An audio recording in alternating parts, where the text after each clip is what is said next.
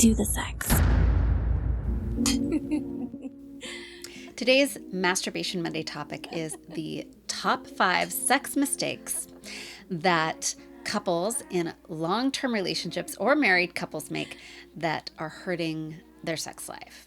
Whether you have just tied the knot or you are deep into a long-term relationship, chances are you have encountered some challenges in your sex life. But the good news is you are not alone. According to research, regardless of your sexual orientation, most couples in long-term committed relationships encounter very similar sex life struggles. In fact, I'm going to read off some of the stats to you right now so you can see how across the board these challenges when it comes to your sex life and intimacy with a long-term partner are very common.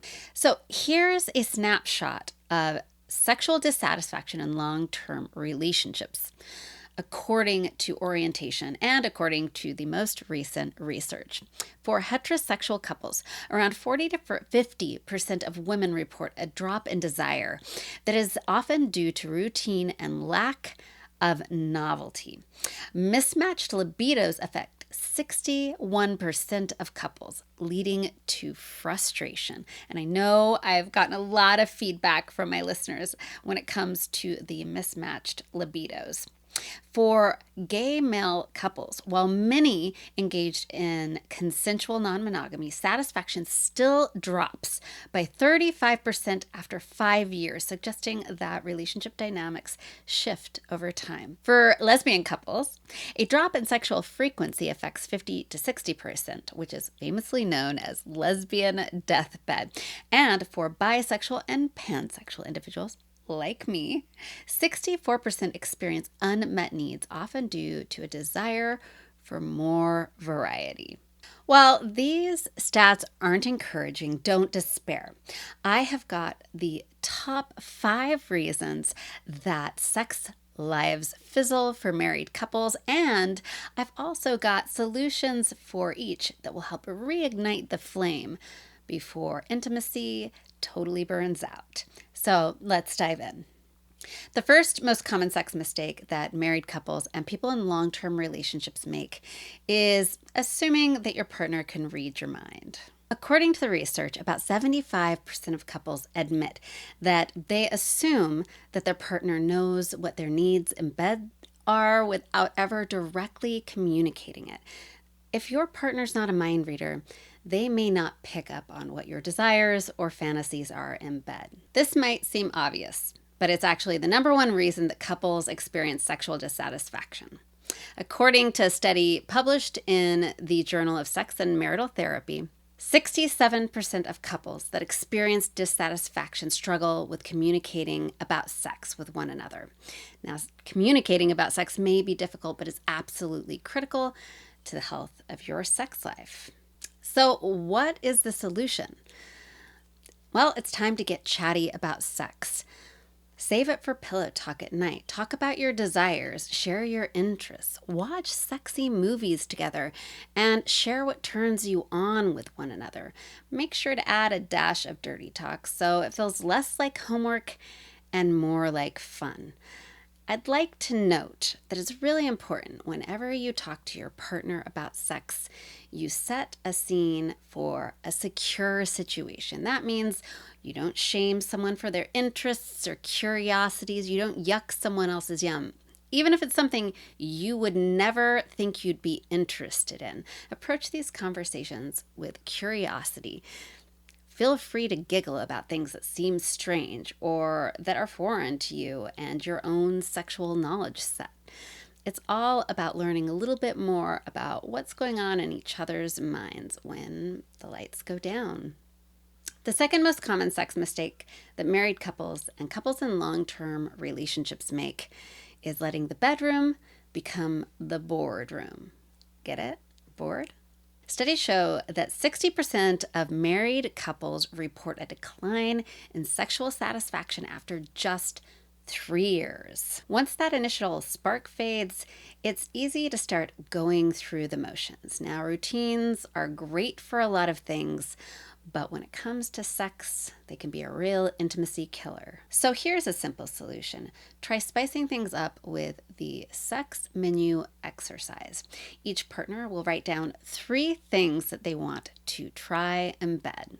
Get ready to start ordering off each other's menu and making reservations for 2. Adding new elements to your sex life not only keeps the brain, but other parts stimulated. The third most common sex mistake that married people and people in long-term relationships make is making sex the last priority. Many couples make the mistake of thinking that great sex just happens, but according to a study at the Kinsey Institute, over 70% of the couples that have a satisfying sex life actually prioritize sex. Whether it's setting aside time for sex and intimacy or just making your partner feel desired and wanted, prioritizing intimacy can keep a connection alive. Remember, this is not about scheduling passion. It's about making opportunities for it to thrive. Solution?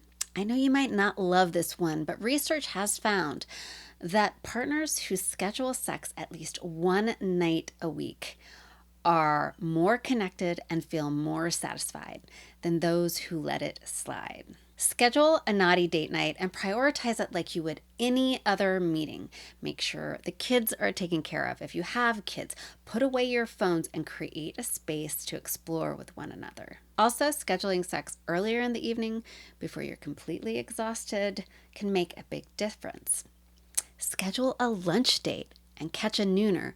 There are so many opportunities to make throughout your week and every day that will help you stay connected and not lose that special spark.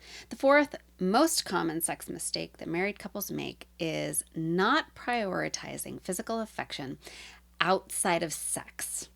Sex starts outside of the bedroom. I don't know how many times I've said it, but sex doesn't start in the bedroom. Couples who prioritize physical and emotional closeness outside of the bedroom report much higher levels of sexual satisfaction inside the bedroom. Studies show that 88% of couples that engage in regular hand-holding, kissing, and emotional intimacy outside of the bedroom fare far better inside the bedroom over the long term. It's those small acts of intimacy that really keep the bond alive. So my solution to this issue, if you find yourself not engaging in enough intimacy outside of the bedroom, is to implement the 5-minute rule. At its lowest level, the 5-minute rule is simply this: engage in 5 minutes of physical and emotional intimacy every day that is outside of the bedroom and comes with zero expectation of intimacy inside the bedroom after.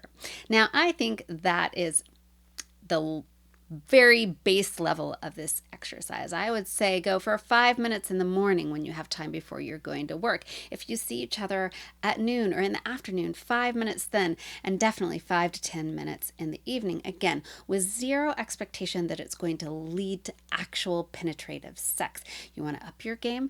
Throw in some sexting throughout the day or sexy pictures that you send to one another. Again, there's no expectation that you're going to have sex later on that evening. Now, if it happens, that means you're doing an extra good job. And finally, the 5th most common sex mistake that couples in long-term relationships and marriages make is shaming each other's desires and avoiding exploration. There's nothing that's going to kill your sex life quicker. Feeling unable to share your desires, wants, and needs and fantasies in the bedroom with your partner not only leads to dissatisfaction, but it's a quick road to resentment as well. A study in the Archives of Sexual Behavior found that 30% of individuals in long-term relationships have fantasies or desires that they've never shared with their partners for fear of judgment. Instead of shaming each other's fantasies and desires, approach these conversations with open-mindedness and curiosity. You might be surprised that you are able to find new levels of connectedness and sexual satisfaction by doing this. A simple solution to this problem is to set up 1 day a week for sex experimentation with your partner. Try a new position. Get some new toys to try out. Try a new technique. Curious about a kink that's out there?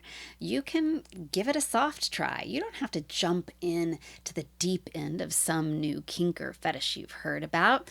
You can dip your toe in the water, and I've got a lot of podcasts about how to do that. But if you're curious, you can always drop me a note, send me a voice note, or email me, and I'll give you some great instruction on how to give something new a try with your partner. Think about it as research. You never know. You may find that there's lots of new stuff out there that you really, really like to do. Listen, keeping sex steamy in a long-term relationship isn't always easy, but it's definitely possible with a little bit of experimentation, a whole lot of communication, and some sexy adventure. So if your sex life feels a little stale, try some of the solutions I've offered. And remember, the most important thing is to keep connecting, keep communicating, and of course, keep having fun. If you have any questions or comments about something that you heard in this episode, or you are looking for an intimacy coach to help you and your partner reignite the spark in your sex life, make sure you reach out to me. You can drop a comment below. If you're on my YouTube channel, which is at Talk Sex with Annette, you can leave me a comment in the notes below this, or you can email me at annette@talksexwithannette.com. You can always scroll down, click on my speak pipe, and send me a message as well. Until next time, I'll see y'all in the locker room. Cheers.